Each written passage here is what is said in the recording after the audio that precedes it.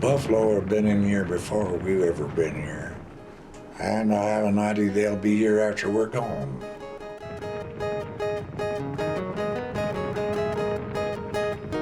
The only animal that we don't allow to be wild in North America is the one that was symbolic of the wild. Sometimes they call this animal faces the storm because that's what it did. When that storm comes through, that wind starts to howl, those snows start to whip, it turns right into it and starts walking towards that storm. Because if that storm is coming towards you, you're going to be out of it quicker. This is a very smart animal. Very, very smart animal. We believe that the buffalo and Indian people were created almost to be as one, and one without the other can't survive. This grassland is calling out for the buffalo. Is it too late? Is something I ponder about. Bison are difficult neighbors. That's the reality. It's just, whose land is this? Who belongs here and who's the intruder? I don't think that buffalo can be restored unless we can figure out a way for them to pay, which means we got to eat buffalo. At one time, we had 50 million of the sons of bitches here on this United States, and they killed them all off. This year we wanted to come down and do a hunt sabotage to get in the way of these hunters and frustrate them and try to prevent them from killing bison and risk our lives and put ourselves between the hunters and the hunted. They got another one!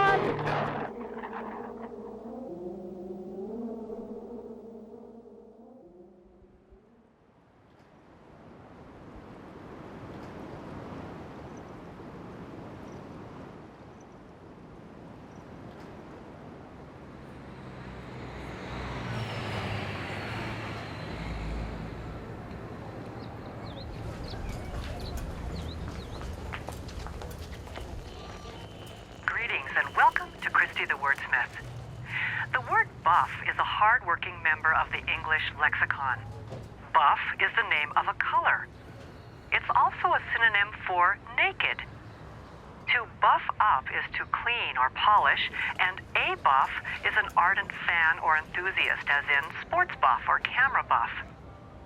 Though the word appears to glance off at schizophrenic angles, all the senses of buff have the same source. And that's the abbreviation of buffalo. The term used to refer to the water buffalo of Asia and Africa's Cape buffalo.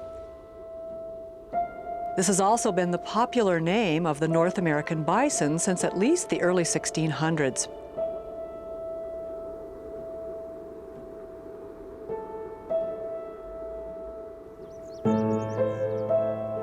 I know that buffalo come out of the same evolutionary stream that I do. In that evolutionary sense, they're kin. To me, they're sort of a window into a vanished world.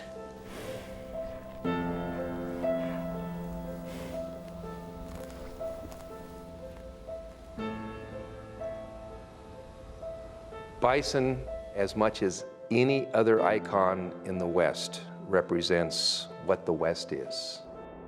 This animal that evolved on the Great Plains, and whether it was a drought or it was fire or the snow was deep, they were able to survive in massive numbers.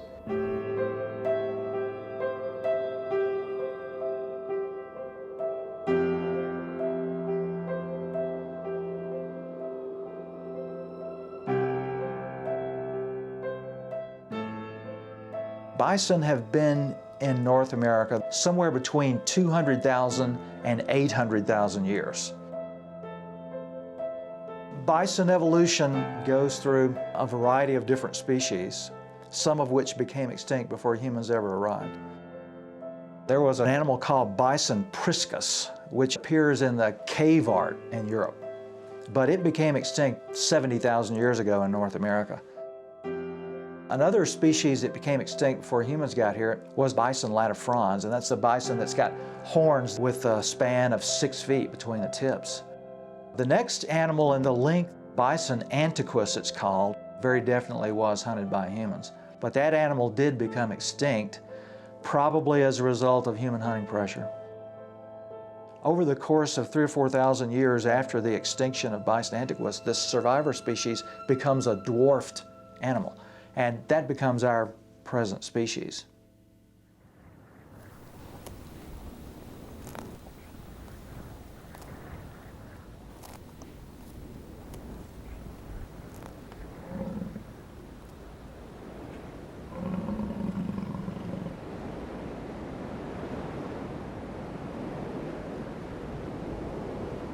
I had gone up Hayden Valley on foot.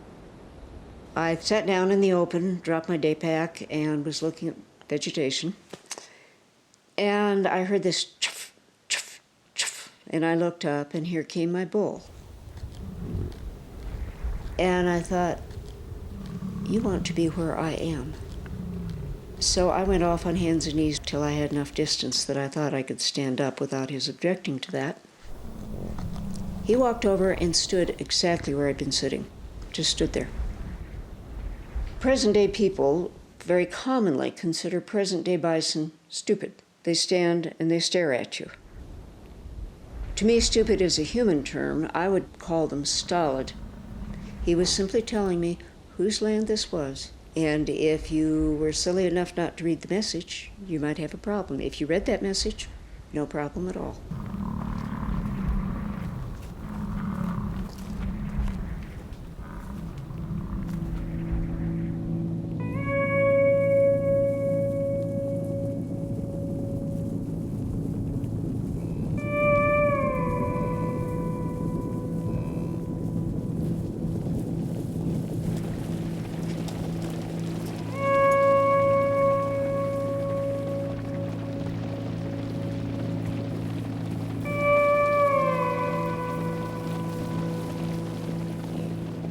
I once met an old-time rancher who had to take over a bison herd, and I asked him how he herded the bison, and he said, well, it's quite easy. All you do is figure out which way the bison are going, herd them in that direction. And that's something we haven't quite learned to do, not only with bison, but all of nature. Figure out what way nature is going and go in that direction. That's why I like the animals so much, because they can teach us that fundamental lesson, not just about bison, but about living in this place. Buffalo are not tame and do not make good pets. The heavy, massive head is backed by 2,000 pounds of power. They cannot be trusted because you never know what they will do. Oh! Hold on! Get down! I'm trying to get America's Funniest Home Videos. Oh! Call 911! It's important to remember that humans can be very rude. And in terms of violating space, shoving a camera up against practically an animal's face, I call that rude. Get mad. Holy Christ. That guy's crazy. If you're in the way, you're in the way. That's just how it is. Kid, stay behind me and fluctuate, okay? Behind me. There you go. Don't go anywhere. Behind me. Right there. That's it. Uh-oh. Stay here. Don't run away. Don't run away. Get a Ranger!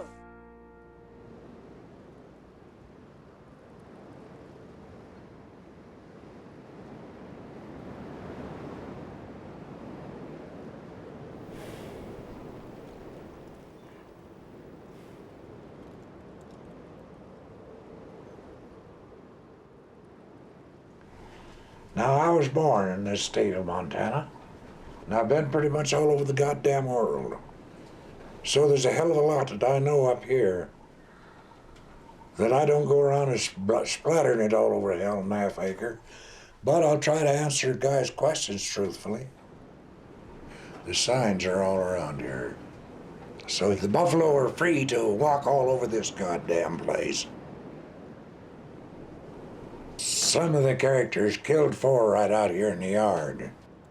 And after they left, there were 9 buffalo came in here single file. And they made a circle around that bloody spot, and they'd moo, moo, moo, moo, moo, moo. Not real loud, but they mumbled. among themselves. And after they spent about 30 minutes there, one took off and all the rest of them followed him. They never came back. They're a wonderful animal. And the thing of it is, I like to see them around. They were in here before there was human beings, at least white ones. The human relationship with bison is a really old one. You could probably say it's the oldest economic life way that you can find anywhere in North America.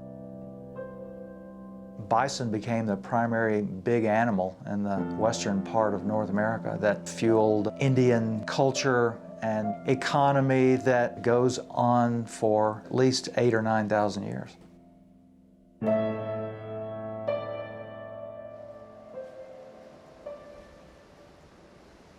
We had shot a buffalo up here by East Glacier Park. We blessed the guns, we blessed the people that were going to do the shooting. We sang some songs, and then we began to look at the animal that we were going to shoot.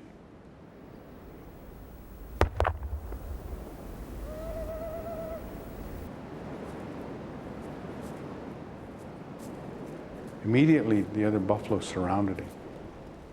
And they actually stood between us and him. The bigger buffalo pushed him with his head as to indicating, come on, get up, you can, get up. Each one of them took their own turn, pushed him, butted him, and tried to get him up.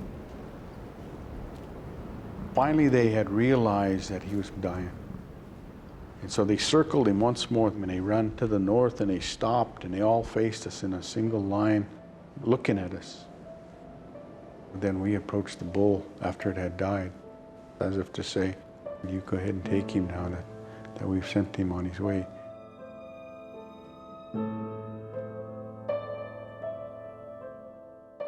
Long ago, we were like the buffalo. They nourished us, we nourished them, and we always were equal with them. We were no better than them, they were no better than us, and we got along very well. The buffalo were our lodging, our food, and just about everything that we existed on. It used to be our main economy. Okay, nistwana ko kinaksaku, nitsikane. Hok moksi toya amo a passport sa to me amo piska nan khanita pasop. Amo pikanye. We're here at the head smashed in buffalo jump. This buffalo jump predates Christ. It's a continuum of a long existence that thrived. Buffalo Jump is a site where the Plains people would hunt buffalo by luring or driving a herd of buffalo to the top and then stampeding it over the edge of the cliff so that they could get the meat and the hides they needed for survival out here on the plains. We have a relationship with the buffalo. The buffalo represents power, represents freedom. They represent life to me.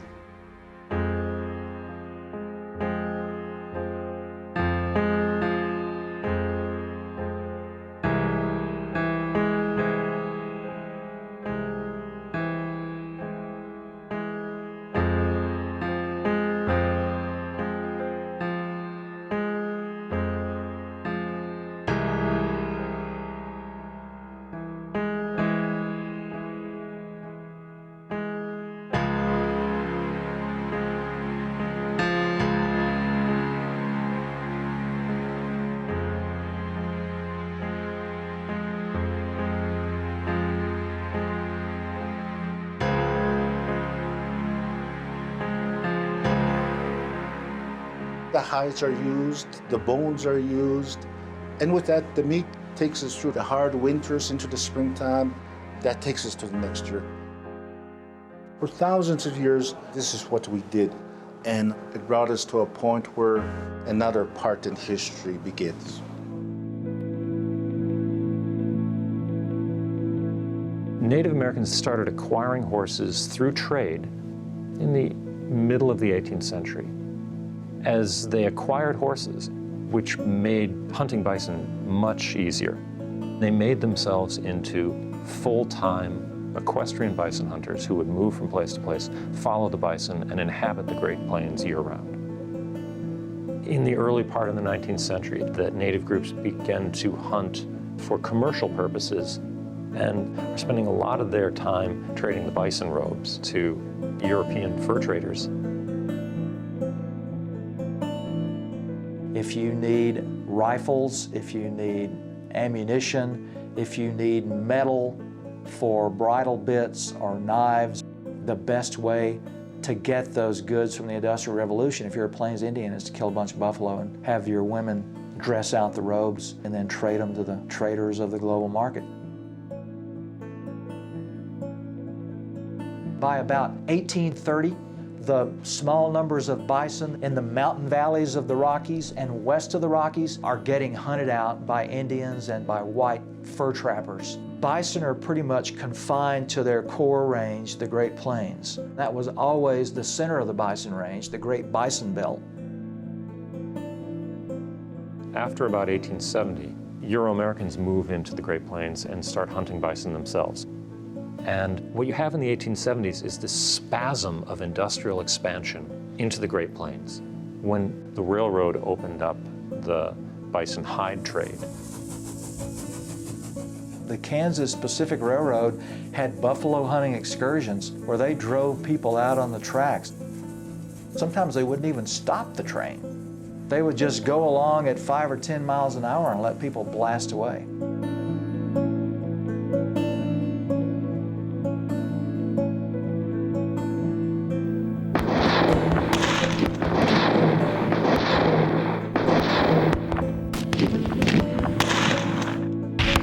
Anything that would give them money, that was what they killed them for. There were carcasses laid all over this goddamn United States where they killed them and took the hides and left them lay and rot.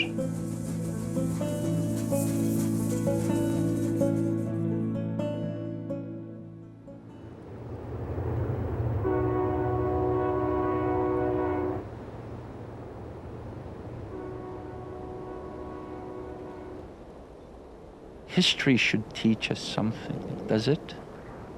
What was the thinking behind destroying the buffalo? Why did they do it?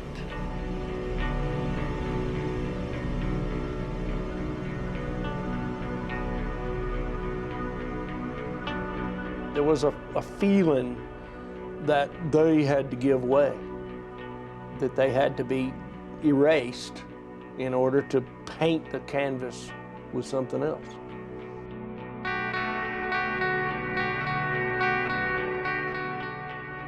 The federal government has no willingness to fight a long campaign against Indians in the Great Plains, who were putting up some pretty fierce resistance to United States conquest.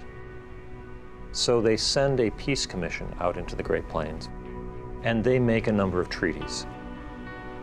Now, these treaties reserved to the Plains groups the right to hunt bison in very large areas so long as the bison remained in numbers that were sufficient to justify the hunt. Commanders in the Great Plains knew that there were lots of private hunters engaged in killing the bison.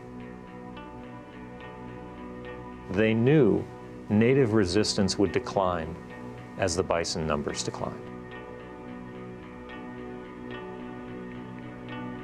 The reason that Native Americans ultimately succumbed to the reservation system was not because they were defeated in the field. The reason that they succumbed to the reservation system was that there simply were no more bison left for them to subsist outside of the reservation system.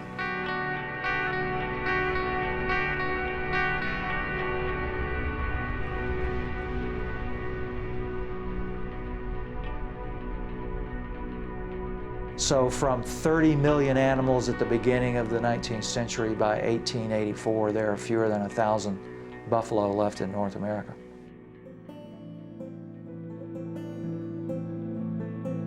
The traditional Indians believed that what had happened was that bison had returned to the ground. Because in traditional Indian belief, bison emerged either from underground and spilled out onto the plains out of caves or from beneath a waterfall. There's a woman among the Kiowas, her name was Old Lady Horse.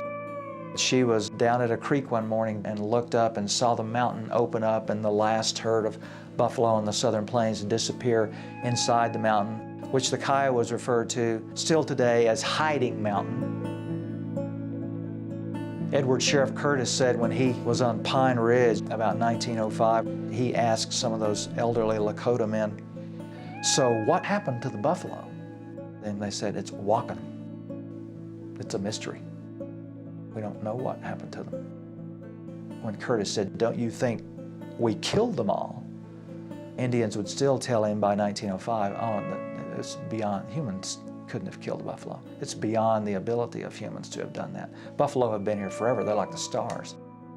It's like, they said, walking out and looking up at the night sky and suddenly having all the stars erased. You think humans can do that?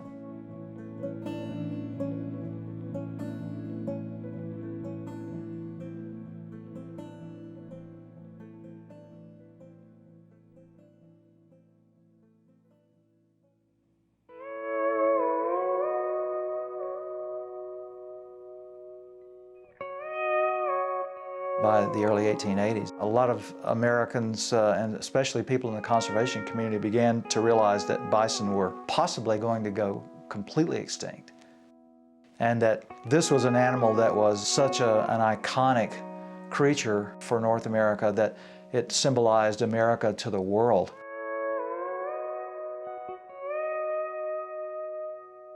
This is the Hornaday Room in Fort Benton, Montana. And this is the last buffalo from the great herds that were killed out in the 1880s. These particular specimens were collected by a man named William Temple Hornaday. He was the first of the modern taxidermists. He was an outstanding individual. There were people like William T. Hornaday of the New York Zoological Park who decided that at the very least they should create a collection of stuffed buffalo. And so Hornaday ended up making a hunt into the Badlands country of eastern Montana.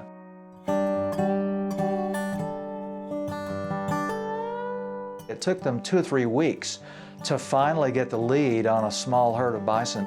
And they shot them fairly late in the afternoon, and they decided to go back to their camp that night.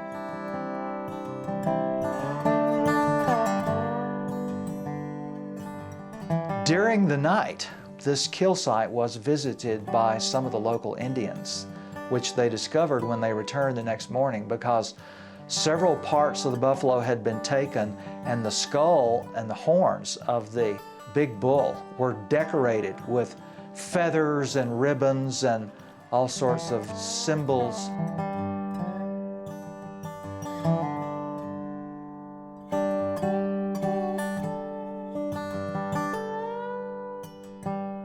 There was evidence that the Indians had danced around, so there were a lot of moccasin prints all around the dead animals. And so they had come in the night and done some kind of ceremony around those animals. Then had left when they made no attempt to cover their tracks. It may have had something to do with their awareness that these were some of the last ones. It's kind of interesting that that's the scientific reaction when you think there are only a handful of them left, is that you go out and bag them and haul them off to a taxidermist to have them stuffed, and you put them in a diorama. Hornaday built a framework out of wrought iron and wire and lath, and he coated these things in burlap, soaked everything in arsenic so that there'd be no bugs or anything get into it, and then sewed them all together on them. The original skulls are inside these particular mounts. And to show you how short the buffalo supply was, the next year the American Museum of Natural History in 1887 sent out a group to collect some bison specimens and found none. Teddy Roosevelt did the same thing in the Dakotas. You know, at the point when Roosevelt realized about 1882 that the buffalo were almost gone, his reaction was to hop on a train and get out to North Dakota as fast as he could so he could go kill one. The federal government has used this old bull that we have, and they designed all the emblems and stationery and stamps for the Park Service and a lot of the federal organizations. So, you know, this guy's had a lot of artwork done on him. The group that was instrumental in bringing buffalo back from the brink of extinction was the American Bison Society. William T. Hornaday assembled a group of people that consisted mostly of well-heeled, elite Easterners. And these men decided that the animal should not be allowed to roam as a wild animal across the plains. So it was a deliberate act of policy. Bison were singled out 100 years ago as literally the only one of the big megafauna animals in the West that didn't get to be wild animals in the 20th century. We saved them, but we didn't save them as wild animals. We wanted to save them as kind of a fenced-in, almost zoo population of animals. So tourists could go and see them and say, aha, that's what a buffalo looked like, and if I use my imagination and extrapolate into the millions, I can recreate it. But we didn't want them to actually spread into the millions and cover the plains again.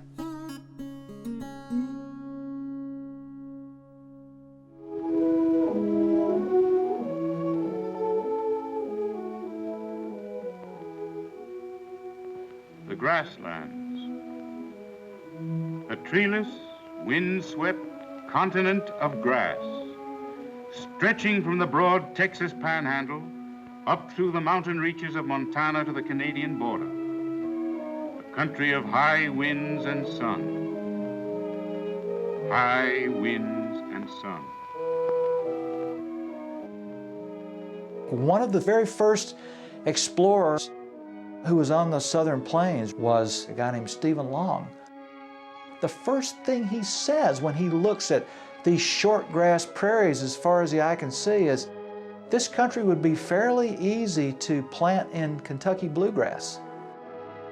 The first thought is, how can I take this place and turn it into something else?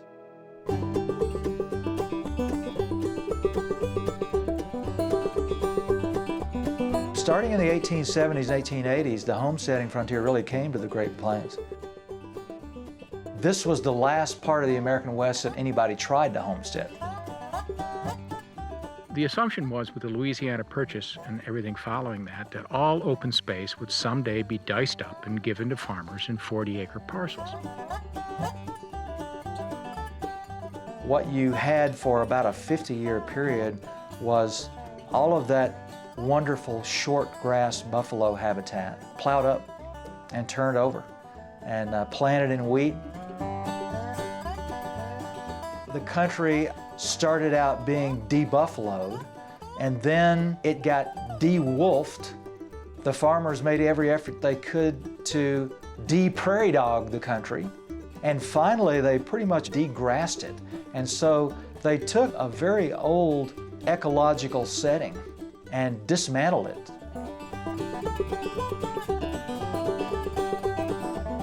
The result of all those changes meant that humans had sort of tripwired the whole Great Plains to fall apart as soon as the weather changed and it got drier. And so that's what we call the Dust Bowl.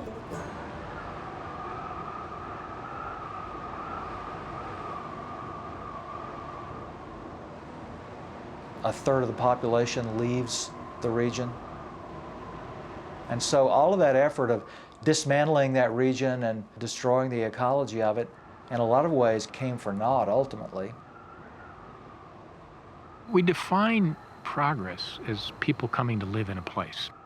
The train comes in, they build a white picket fence and the saloon and the church, and now it's good. Well, that's not necessarily progress. Progress is really coming to terms with the conditions nature lays out for us. It's completely necessary to do so. The land won't tolerate anything else.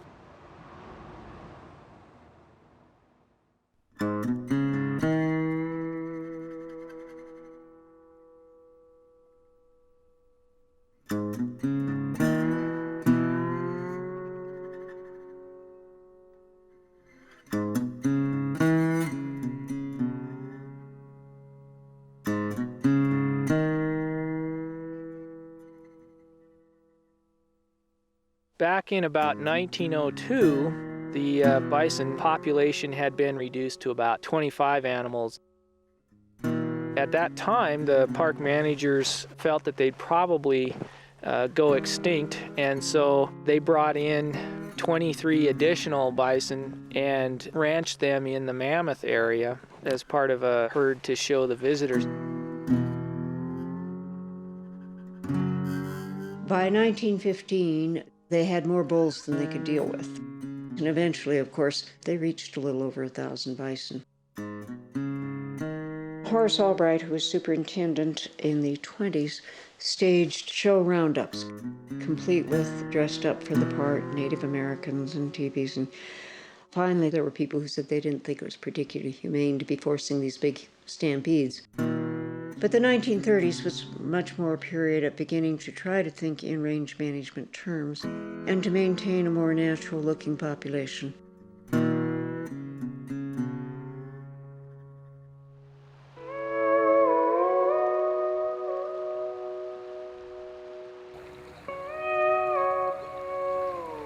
In about the 1940s, they began allowing the bison to more naturally use the Yellowstone Park and the surrounding area.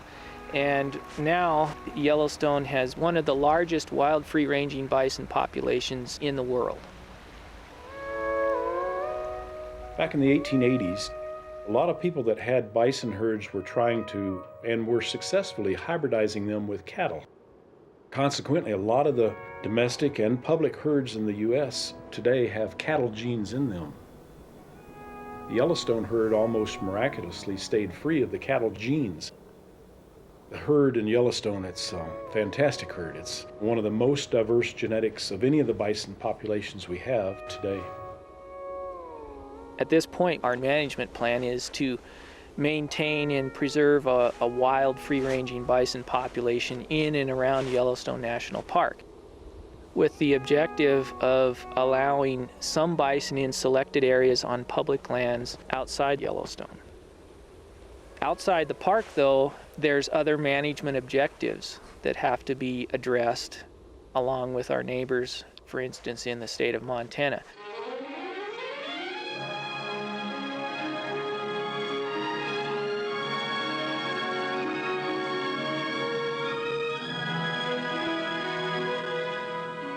This is high cow country. This is summer grazing country, some of the best in the West. This is the country of big beef herds and vast ranches. In many states in the United States, and Montana is no exception, a large percentage of the land is actually owned by the federal government. And that land is available for people to log, to mine, and in particular to graze cattle. And the more wildlife we have on the landscape, the fewer acres available for grazing cattle. So the range war that continues to rage across the West is a competition between wildlife and cattle. The reason that Montana looks the way that it does today is because ranchers have been stewards of this land for over 100 years. We've been stewards of the water, we've been stewards of the riparian areas, we've been stewards of the range through managed grazing. And I think there's been some conflict in terms of the effects of livestock grazing versus wildlife grazing. You look at the Montana 100 years ago when there were millions of buffalo roaming the state of Montana. It didn't look like it did today. A lot of the range was very overgrazed. We didn't have a large, healthy population of cottonwood trees on the Yellowstone River. They weren't there because they were trampled by the mismanagement of free-ranging wildlife or free-ranging buffalo. It's just kind of a reality that the managed approach that ranchers have had on this landscape over the last 100 years is a large part of why it looks like it does today.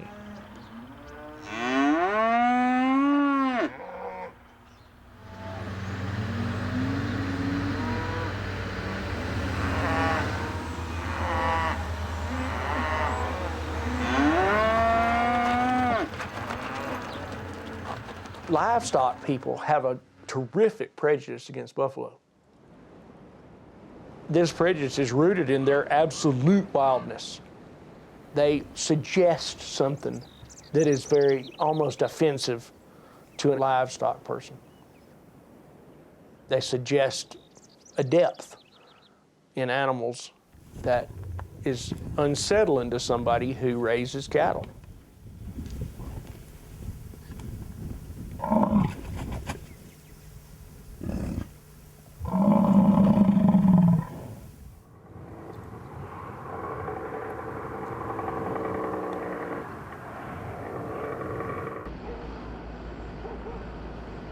We're raising the 5th generation of Myerses on the ranch right now.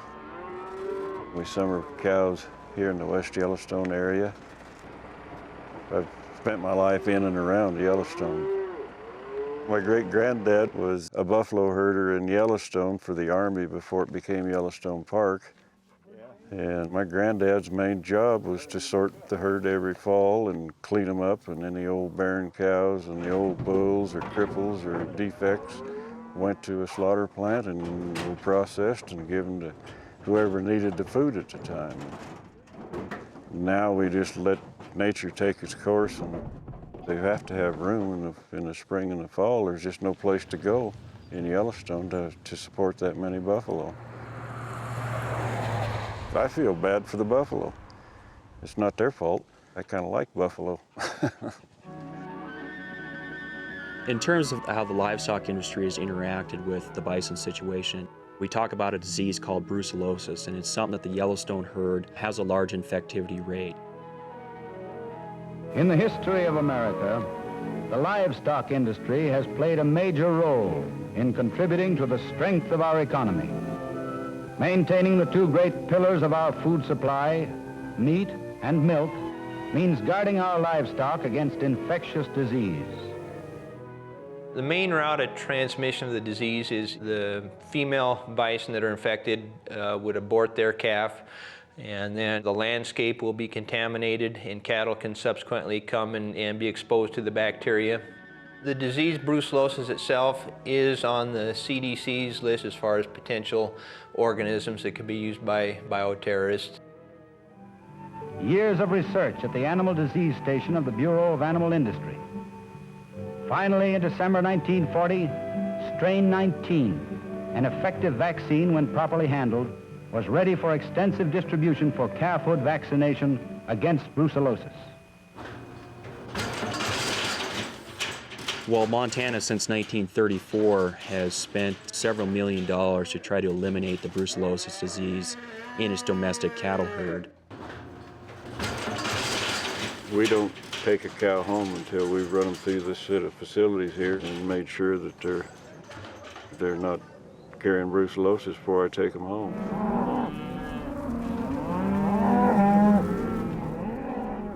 We know that it was present in European cattle that were brought over here, and most people believe that cattle transmitted brucellosis to bison originally.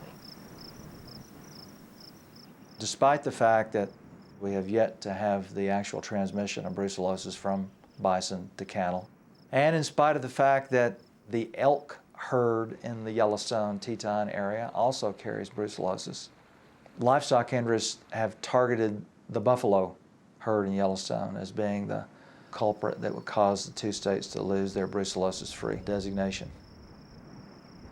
In politics, sometimes you have to listen to the rhetoric very closely. And if you listen to the rhetoric closely enough, you'll find out that they're saying one thing, but what they actually meant was something else. There are people who just don't want buffalo to compete with the cattle for grass.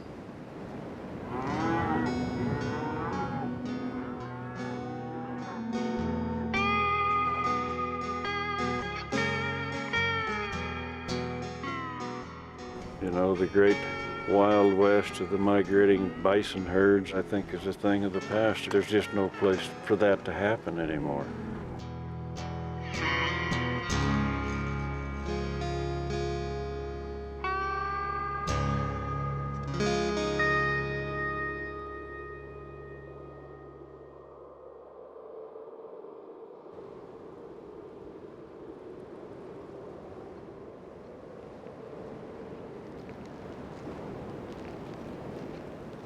During the wintertime, when Yellowstone is hit pretty hard with some snowpack, the bison begin to migrate north out of Yellowstone Park and into the state of Montana. The Montana Department of Livestock is tasked with trying to keep those bison in a position where they don't get too far into Montana and pose a risk of exposure that could jeopardize our brucellosis-free status. It's unfortunate people that enjoy Yellowstone in the summer aren't exposed to what happens to bison in the wintertime, because if more people were exposed to what happened in the wintertime, bison management, as is currently practiced, would not continue, because there would just be this absolute outrage. When bison wander out of Yellowstone, those bison are then somewhat hazed back into Yellowstone. Any buffalo that takes a step outside of Yellowstone National Park has no rights and is not even treated as wildlife. They're put into the custody of the Montana Department of Livestock, who have absolutely no background in wildlife management. Department of Livestock assholes. They keep trying to drive them back into the park. Those poor, simple-minded sons of bitches. They go all the way out, then we bring them all the way back. And they go all the way out, we bring them all the way back. I'm an agricultural scientist. I understand the livestock business. This is not going to eradicate brucellosis. This is a tool for chasing buffalo around and slaughtering them if there gets to be too many of them.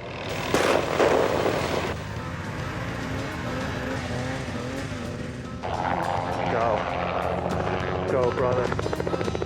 Go, brother. He is now inside Yellowstone National Park, less than 20 feet off the ground, chasing a buffalo.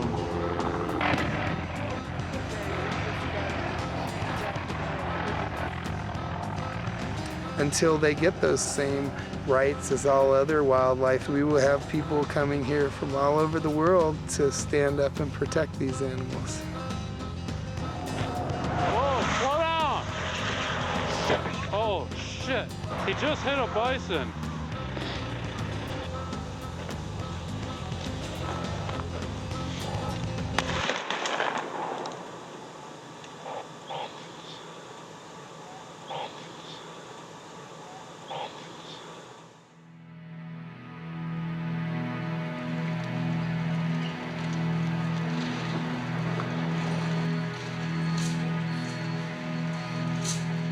The majority of bison are managed through removals. And what they do is they've got traps that they use to capture bison. They put them into trucks, they drive them to slaughterhouses in Montana and Idaho, and they kill them.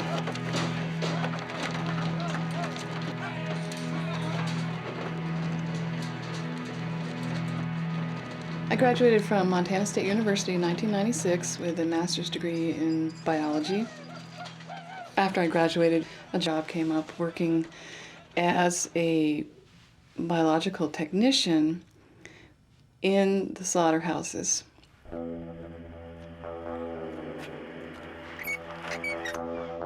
No woman's ever worked in that slaughterhouse. But as a biologist, you do need to work, and it's not easy finding work.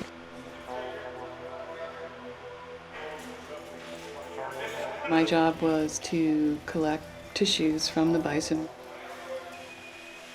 They wanted to know if these animals were infected with brucellosis. And they were all different ages. They just took them all. They were frightened. I mean, that's not putting human feelings onto an animal. They were.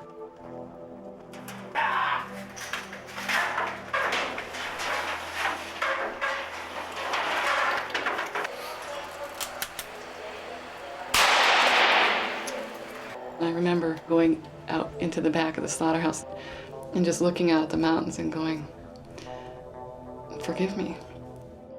And we slaughtered, I don't know how many, hundreds and hundreds. As long as there was enough snow to drive the animals out of the park, they were kept slaughtering them. I'm kind of embarrassed because as a biologist, one shouldn't kind of lose it in moments like this, but it was really hard.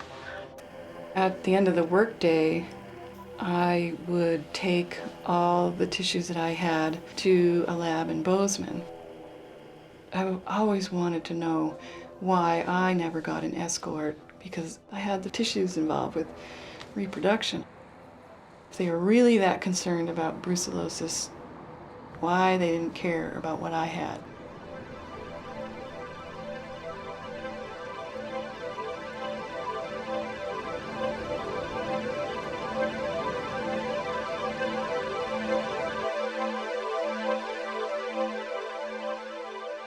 This seemed to be so inappropriate that the Park Service and the state of Montana would be orchestrating this destruction of this magnificent animal.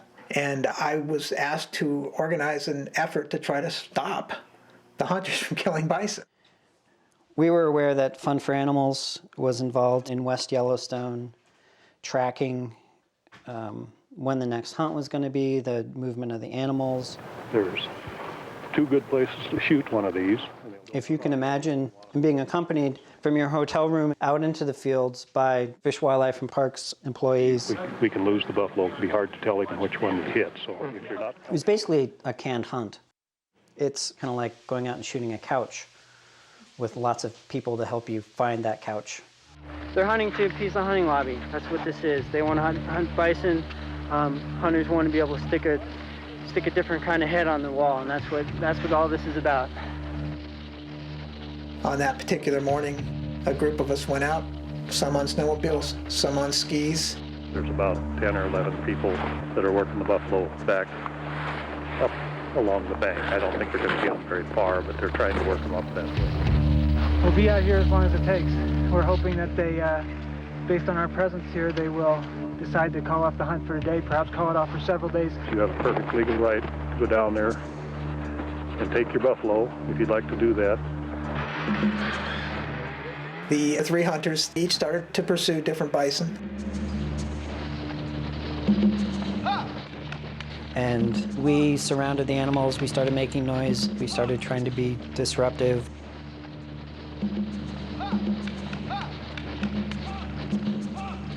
What happened? Oh, we got a whole bunch of people on skis down there. No. Just wasn't safe shooting. We didn't want to hurt anybody. They got in the way. And they'll get tired sooner or later. We got snowmobiles, they got skis. We'll do it. Yes, we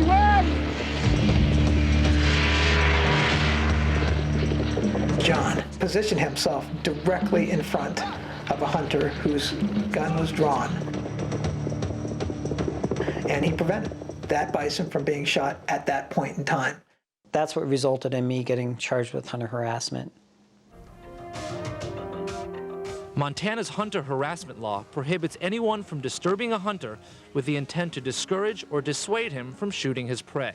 I was the filler time before the OJ trial when it was aired. So while the people were waiting for OJ trial to happen, they could watch Montana versus Lilburn. Lilburn's attorney says the statute infringes upon her client's constitutional rights.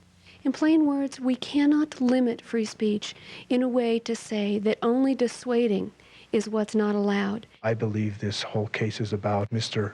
Slimmer's right not to be disturbed while he's engaging in a lawful hunt. Mr. Slimmer, after you shot the bison, did you make any statements? I did.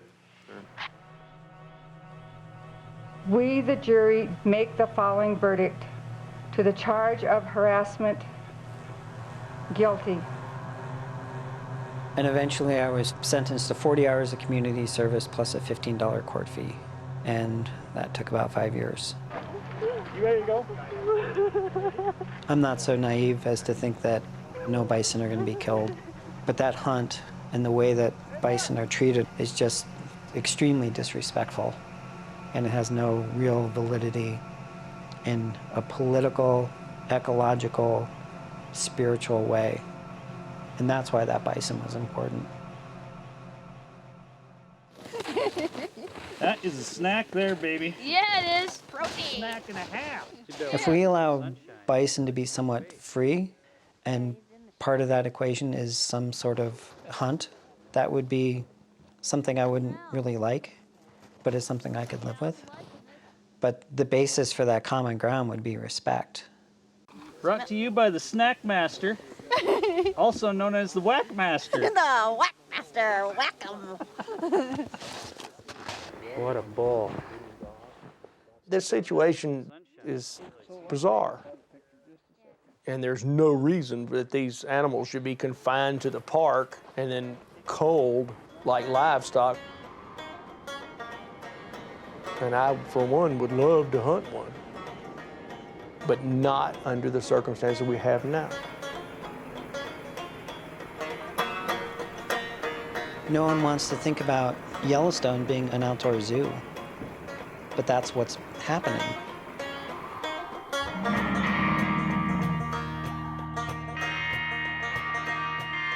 Everybody has spent this enormous amount of energy talking about brucellosis, which isn't even the issue. The issue is whether we are going to allow wildlife to be wild.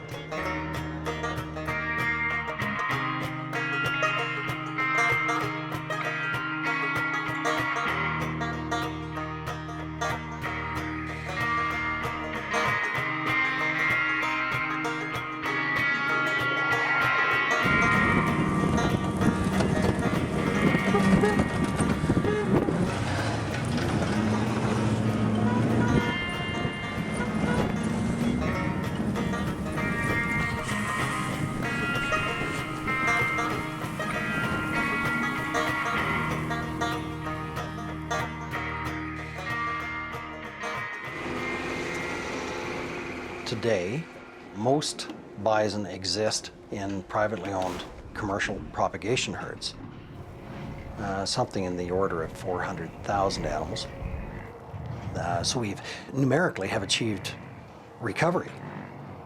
Well, the rub is that the bison isn't necessarily a bison unless you strive to maintain the wild type. It will inevitably become another cow. Go. Come on. There you go.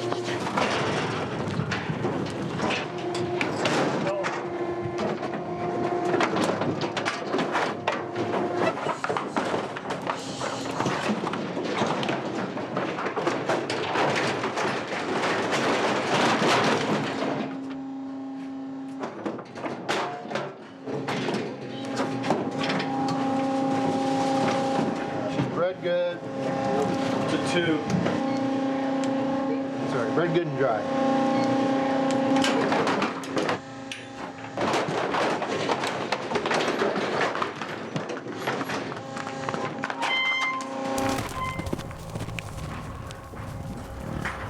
The population of American bison is bifurcated, essentially. We have what amounts to a domestic animal, which achieved many of those domestic characteristics by hybridization with cattle. And then we have a much smaller percentage of bison, which we call the conservation herds, which not only do they have a low percentage of cattle genes, but those genes in the bison genome are subjected to a large component of natural selection. They are allowed to die. They're allowed to be attacked by both diseases and now much more recently by predators. So in order to maintain wild bison, you first of all have to have the raw material, which is to capture as much as possible of the bison genome. But then you also have to subject those herds to the selection processes, which are constantly testing those individuals for fitness.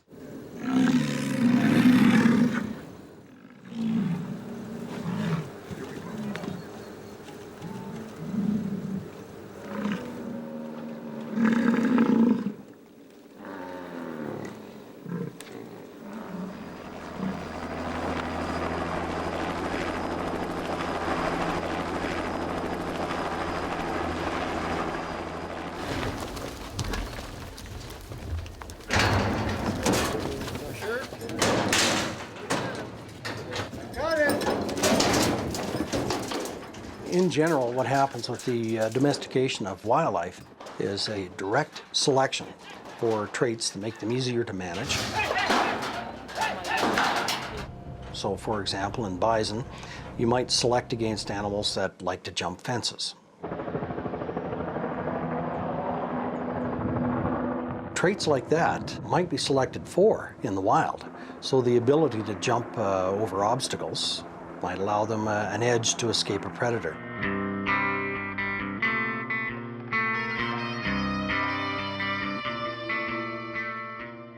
The last aurochs, or primitive cow, died in 1627 in a zoo in Germany. Do we want to arrive at that situation where, yes, we've got lots of bison, but the primitive bison, the original wild-type bison, the last one has died out because we haven't emphasized its conservation?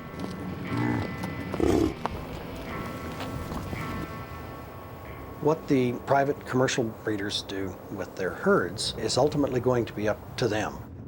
And there will be some individuals who wish to engage in conservation of bison. Pam, go up on the right here now.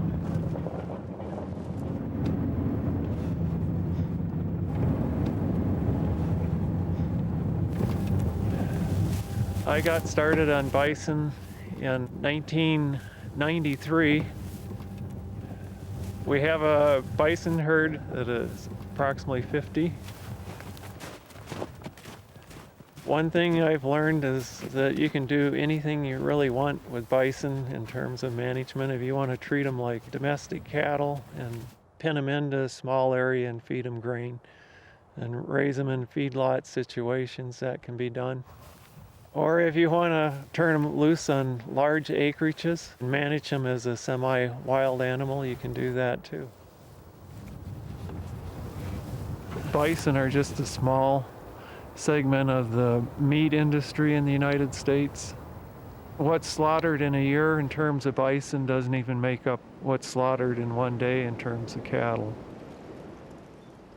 Nice looking cow here for $1,000 is all here up under the bill. Here she comes down and give me $1,000 bill. What if it's in here? What if it's in here? 10 here now, $7 bill. What if it's 11 here now, 11 here, boys, $11 bill. 11 down here and in half, boys. 11 now, nothing on the bill. 13 up, put on the bill. At 13 on the bill, 14 you're out, put on the bill. Got my 13 here, I need 14 from you, sir. And put on the bill. At 13, what do you say? Put on the bill. What do you say? Sticking on the bill. At 16, yes sir, no is the bill. At 15 on the 16, that's 1,700. At 16 on the bond, half, what do you say? At 16 and a half, where? Sold him at $1,600 there, put him on number 97's our buyer, 97. Go to 777 Ranch, you guys just buy all 5 of them. You'll get that nice 5.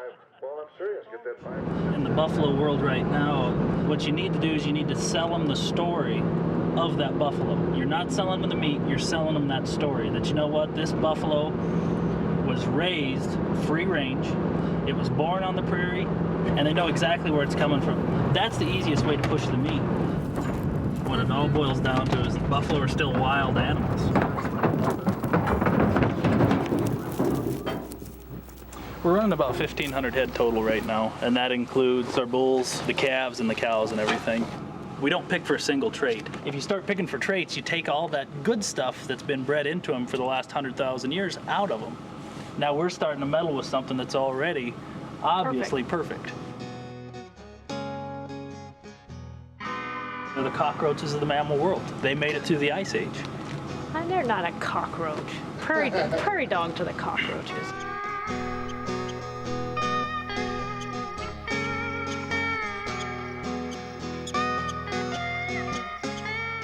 There's a reason that they've been around for as long as they have.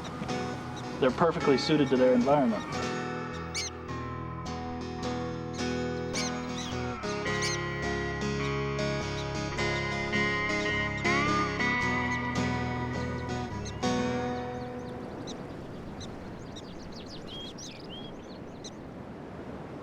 We run buffalo on 20,000 acres of public ground, the Buffalo Gap National Grasslands. 22,000 acres is still a tiny postage stamp experiment in buffalo restoration, but it's an incremental step. We harvest our buffalo in the field, which adds to the price. It's a lot more difficult. It's a lot easier just to put them in trucks and haul them to a slaughter plant, put them in a long chute where they hit them over the head going through. Sure, that's easier. That's what the beef guys do. Almost suggesting a ghostly symbol of the herds of the old Chisholm Trail, an ever-growing stream of cattle are headed in a single direction. to market. I don't have anything against cattle, but eventually people are going to say, let's find a better use for this ground. There's going to be a come to Jesus on the Great Plains.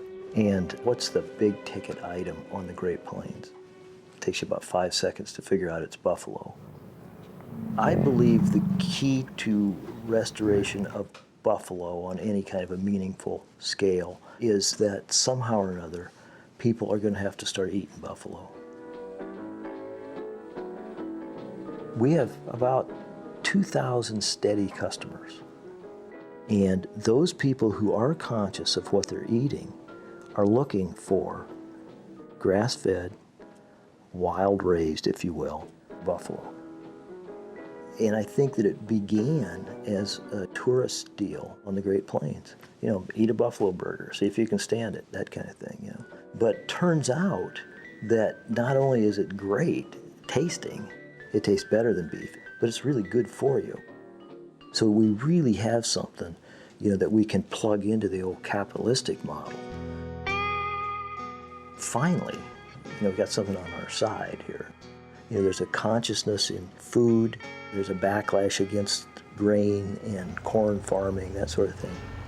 If buffalo are ever to make it, now is the time.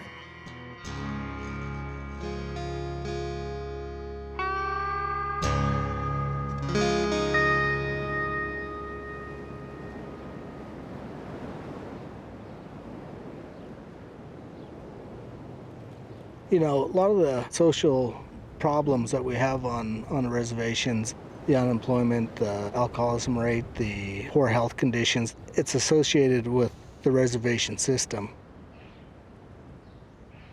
Indian people have got the highest rate of diabetes of any ethnic racial group in the country. We moved from a nomadic way of life, going out and gathering our own food, eating buffalo and other wild games, to becoming pretty much dormant in one spot and the government providing food for us. That's had pretty dramatic effects on our health over the past 150 years now. While the federal government's policy has worked out through contact with the Indians for more than 200 years, is stated as helping the red man to live his own life and manage his own affairs, it is obvious there always must be influence by the majority of inhabitants in the United States to change the habits and customs of the minority.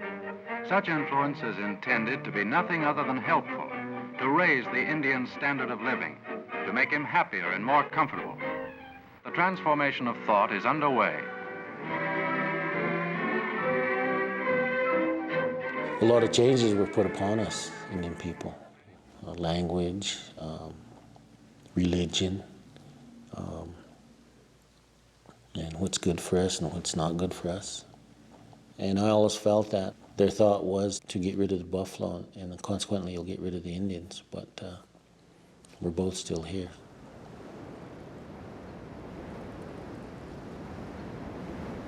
The Intertribal Bison Cooperative started in 1990. We started out with 19 tribes whose mission was to restore buffalo to tribal lands and returning healthy meat to the tribes. Mike, do we have any idea of who's got buffalo available now? Right now. Today we've got 57 tribes in 19 states. We've got about 15,000 buffalo amongst the tribes. We want to reintroduce buffalo meat back into the diet of Indian people on a daily basis. We want to replace everything they use on beef with buffalo eventually.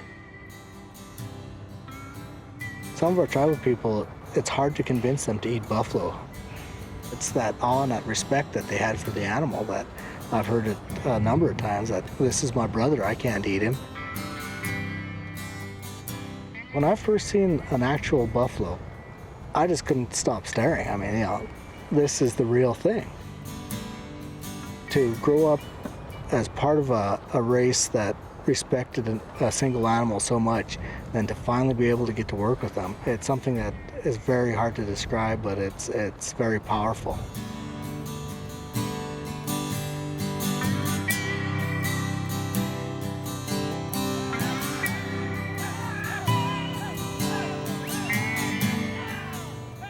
It took us 150 years to get in the shape we are in now. It's not gonna, be a miracle cure, but it's a start. Got to start somewhere. It's kind of a big goal of ITBC and myself to bring the buffalo back to Indian country. And to one day, I know it's a big dream, but to one day seem like that they would be able to roam anywhere that they wanted, just the way they did before.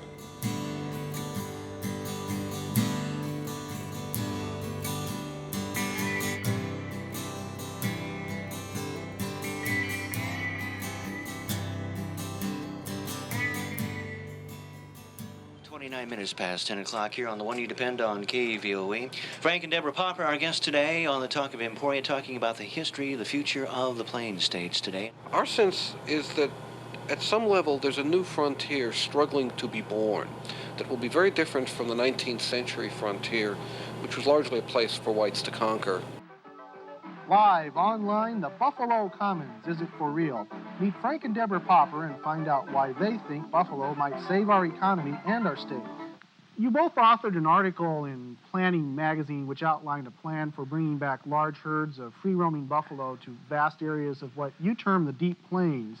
We have looked at what we see to be the trends and suggested a way of re-envisioning the future.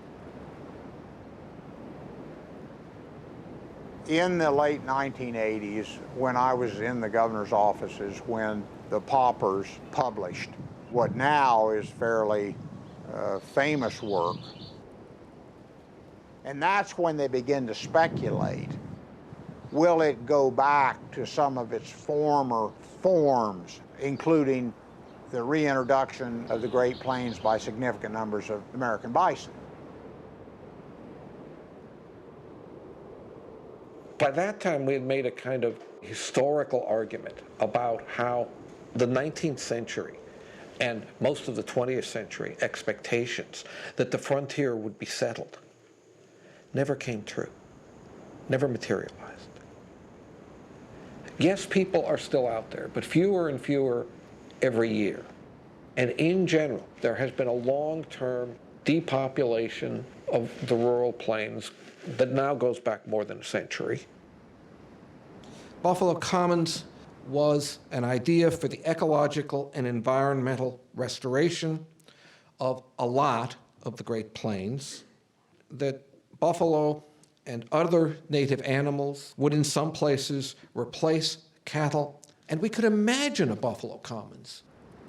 I don't think at the time, of course, we had the slightest idea that this would be a long-term involvement. It was the response that got us hooked, I think. Now we have people such as these two who are saying, let's give it back to the buffalo. Well, ma'am, I don't think we said, let's give it all back to the buffalo. What we said, and I was... We can't afford to give any of our farmland back to you and your buffalo. We expect over time a continued decrease in agricultural acreage and employment. The message that you send to other parts of the country is a message we don't like. Large parts of the plains will return to something like their pre-white condition. Good gracious alive, there's a whole bunch of folks lived up through here and makes a heck of a good living and feeds the world. And them nuts wanted to move everybody off just like it's no big deal. There have been several other theorists who have publicized their views on what's best for society. One that comes to mind is Karl Marx. They're Eastern professors telling people that your grandparents and your great-grandparents were duped. People are leaving. People are not able to make it here. I suppose there aren't many of us in America who like being told that what they did was a mistake. On the other hand, this century-long experiment with farming the Great Plains in the same fashion, say, that Indiana and Ohio get farmed, is probably, without government subsidy, not something that was ever going to work to start with. As a governor, you're always optimistic about the future. And coming from a very small town, from a farm family, you never really want to admit that your town's getting smaller. In my lifetime, I've seen a very dramatic change of the land, of the people. It was brought home more than any other time in 1987 when Frank and Deborah published their paper. And of course, I was, as governor of our state, kind of, you know, the Matt Dillon gunslinger, come out and blazing. What could a couple interlopers from Rutgers possibly know about it? It's not very pleasant to admit that you were wrong, you know, but the truth is I was. Not only did what Frank and Deborah predict come true, the outmigration of the Great Plains has even been stronger in many quarters than they predicted. When they gave their first talk, they had to have armed guards. Well, you don't have to have that anymore because a number of us have come to the realization that a lot of things they said have come true. And I think I don't think any of us know for sure what the future of the Great Plains is. Our logo, the Kansas Department of Wildlife and Parks, we have the head of a bison, and it's half dark and half light. And that's for a reason. We have a pretty dark past. We have a much better, a brighter future. The bison once were here. Will they flourish here again? That's the question and the debate.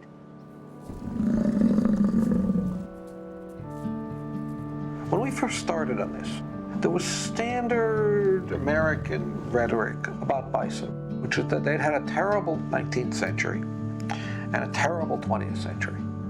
But things may be looking up.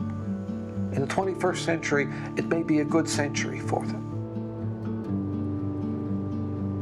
If you spend enough time, say, in South Phillips County, it is so silent. And I don't think it's supposed to be that silent. And it's not because it's not enough people or whatever. It's because I think that those buffalo swept through there every year, and it's no longer happening.